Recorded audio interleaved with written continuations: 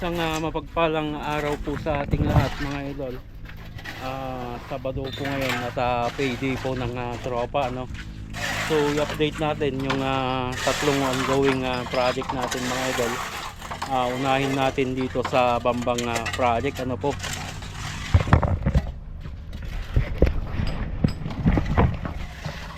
Yan, so nandito na sa terrace yung column, ano mga idol. So naitayo na namin yung isang column. Dito naman sa Bambang project mga idol ay half day lamang po sila dito every Saturday, ano po, dahil nag-overtime sila araw-araw para mapunan yung oras ng kalahating araw ng Sabado. Yan, so diskarte, ano mga idol, para maaga silang makauwi ng Sabado. Yan, so i-update pa natin yung ibang nangyari dito mga idol. Bale pang second week na po dito, ano mga idol. So yung asintada mga idol ay mataas na. So lahat dito mga idol sa opening ng mga bintana and then mga pintuan ay halos puro header na po. Ayan. And then yung sa may header mga idol ay stiffener beam po yung pan namin. Buhos po yan yung ilalagay po namin dito. Header po ng mga bintana. And then dito sa harapan. Then dalawang patong pan, hollow block, saka may mag-B-beam, ano. So mas mabilis pa sana itong Bambang project mga idol kung hindi kami inabot ng ulan nung unang linggo po namin dito.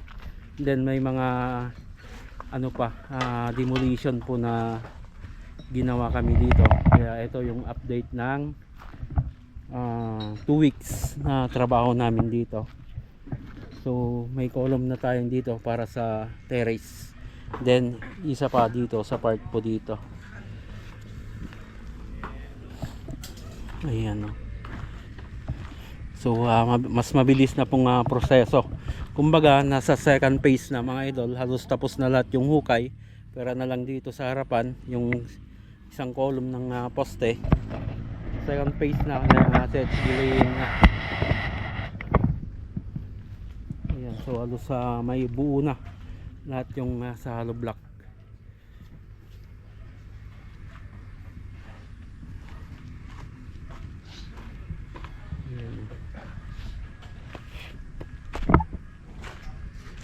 Bambang project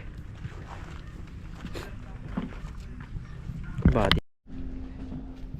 And then next week mga idol ay dito naman sa may dirty kitchen yung layout na natin. Dirty kitchen, CR, and then wash area. Dito yung susunod natin habang pinopormahan itong header ng mga bintana.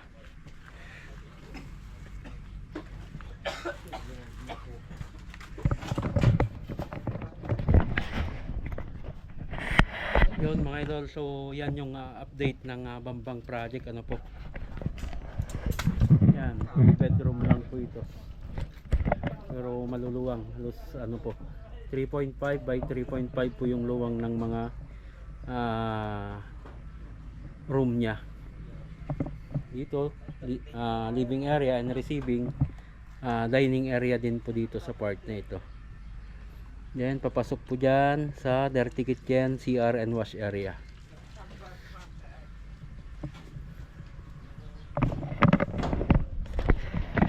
Okay mga par, so lipat tayo sa Bambang project, ano. A few moments later. Okay mga idol, so Bambang project naman tayo, ano. Kung galing tayo sa Bambang, so i-update naman natin ito. Ayan, no. So sa harapan mga idol, huling palitada na dito sa part ko dito. Then sinungulan na rin po dito sa ano, sa right side elevation po ng bahay, yung sa palitada. Ayan. So halos eto na lang mga idol yung pinakamaluwang na hindi pa natatapos.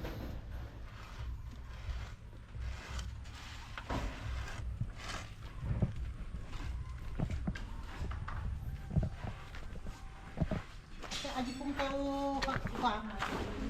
Albay. Adi pong tayo ay. Pom.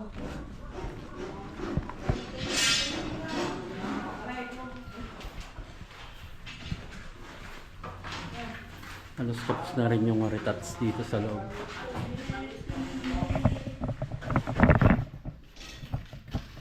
Then dito sa kanan mga idol, itong kalahati niya, nabuhusan na po yan. Then dito na lang po sa baba. Sa harapan po ito ng CR.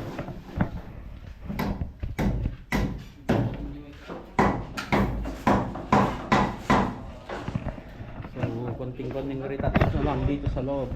And then ito na lang yung hindi nagagalaw. So next week papaano na rin po natin to, yung itong CR. Lalagay natin yung plumbing and then yung water line niya para mapalitadahan na.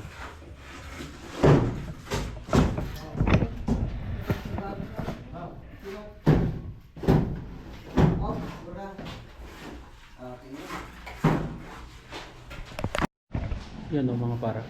So kahapon lang naman ko na nandito. Ito yung mga natapos kahapon. Yung retats pa dito. So papalinis din tayo mga idol dito mamaya. Maraming kalat. Papalinis po natin lahat yan bago tayo umalis. Saturday payday po.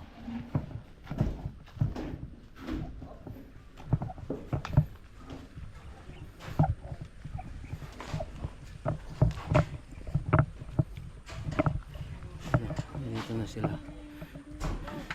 Dito si Teddy Boy. Teddy Boy, si Busod, sa si Kuya Noel.